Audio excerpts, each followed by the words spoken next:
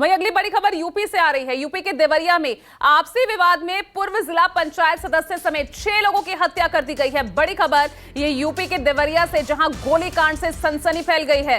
पूर्व जिला पंचायत सदस्य समेत 6 लोगों की हत्या कर दी गई है। ये मामूली एक जमीन विवाद था, काफी लंबे समय से चल रहा था और एक ही परिवार के तमाम ये जो मृतक हैं बताए जा रहे हैं। रुद्रपुर के फतेहपुर गांव का ये मामला है। जानकारी जो मिल रही है, आपको बता दें कि यहां पर फतेहपुर गांव में यह बताया जा रहा है कि पिछले कई सालों से दोनों ही परिवारों के बीच जमीनी विवाद चल रहा था।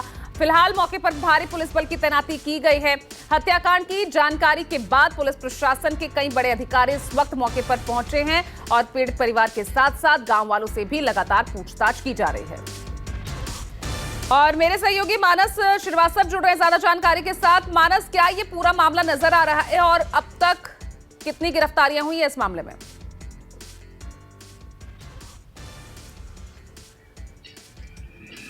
देखिए, मौके पर भारी पुलिस बल तैनात कर दिया गया है। घटना रुद्रपुर देवरिया का एक इलाका पड़ता है, वहां का ये फतेहपुर गांव है जहां पर इस हत्याकांड को अंजाम दिया गया। दरअसल ये जमीन का विवाद था, दो पक्षों में चल रहा था और ये इसको एक तरीके से जाति संघर्ष में बदलने की कोशिश की गई। दरअसल जो प्रेम यादव जो पूर्व जिला पंचायत सदस्य है, उनका सत्यप्रकाश दुबे नाम के एक व्यक्ति से काफी समय से जमीन का विवाद चल रहा था और आज सुबह अचानक उनकी पीट करके प्रेम यादव की हत्या कर दी गई, जिससे वहां आसपास जो ग्रामीण थे वो बेहद आक्रोशित हो गए और उसके बाद फायरिंग शुरू हो गई। उस फायरिंग में जो दूसरा परिवार है उनके यहाँ कई लोगों की मौत हो गई है। अब तक इस पूरे 3 लोगों ने तो घटनास्थल पर ही दम तोड़ दिया था, बाकी जो घायल थे उनको लेकर अस्पताल ले जाया गया, जहां पर 3 और मौतें हो गई, यानी इस पूरे घटनाक्रम में 6 मौतें हो गई हैं।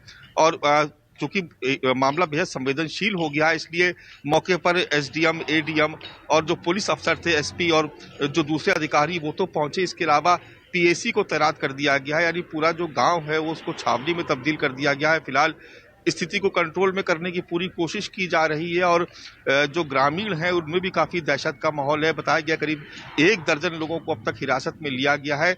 जो मुख्य आरोपी हैं उनकी भी गिरफ्तारी की जा रही है। चूंकि अभी बहुत ज्यादा इनपुट मिल नहीं पाया, इसलिए क्योंकि जो फोर्स और पुलिस अधिकारी है इस घटना के बाद से लगातार पूछताछ में व्यस्त हैं। और कहीं ना कहीं देखिए, इसमें आपको एक बात और बता दूं मैं, ये पुलिस की नाकामयाबी का भी एक उदाहरण है, क्योंकि यह विवाद ऐसा था कि जो काफी लंबे समय से चला रहा था और जो आसपास के ग्रामीण जो वहां रहते हैं अगर उनकी बात माने तो ये तनाव पहले से बना हुआ था और अचानक आज आक्रोश में ये घटना घट गई। एक तरफ प्रेम यादव की हत्या की गई, उससे जो शायद उनके समर्थक थे, जो भीड़ थी, जो कि पूर्व जिला पंचायत सदस्य भी थे और दूसरे ग्रामीण थे, वो अचानक से उनमें आक्रोश फैल गया और वो वहां पर स्थिति बहुत तनावपूर्ण और एक तरीके से हिंसक माहौल हो गया। गोलीबारी हुई, जिसमें बताया गया कि 2 बच्चे उनकी भी मौत हो गई। इसमें कुल 6 लोगों की मौत हुई है। हालांकि इस पूरे घटनाक्रम में निश्चित तौर पर जांच पड़ताल होगी। लखनऊ से भी रिपोर्ट मांगी गई है कि घटना को कैसे घट गई और जो इसमें अगर पुलिस के किसी अधिकारी की लापरवाही अगर सामने आती है तो कहा जा रहा है उसके खिलाफ भी कार्रवाई होगी।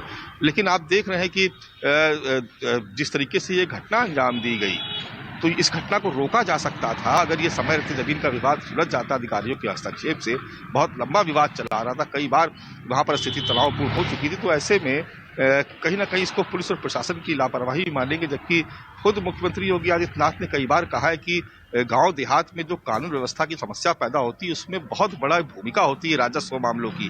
राजस्व के वो मामले जो खेत और मेड़ की लड़ाई गांव में होती है, उसकी वजह से कई बार हिंसक की स्थिति पैदा हो जाती है। तो इसको लेकर के बहुत स्पष्ट निर्देश है, बावजूद इसके इस तरह की घटना बिल्कुल कानून व्यवस्था को लेकर लगातार यहाँ पर काफी सख्त मुख्यमंत्री नजर आ रहे हैं, लेकिन उसके बावजूद इस तरह की अगर घटनाएं हो रही हैं तो कहीं ना कहीं प्रशासन, कानून व्यवस्था को लेकर, सिक्योरिटी को लेकर तो सवाल उठेंगे। बहुत बहुत शुक्रिया आपका मानस इस तमाम जानकारी के लिए।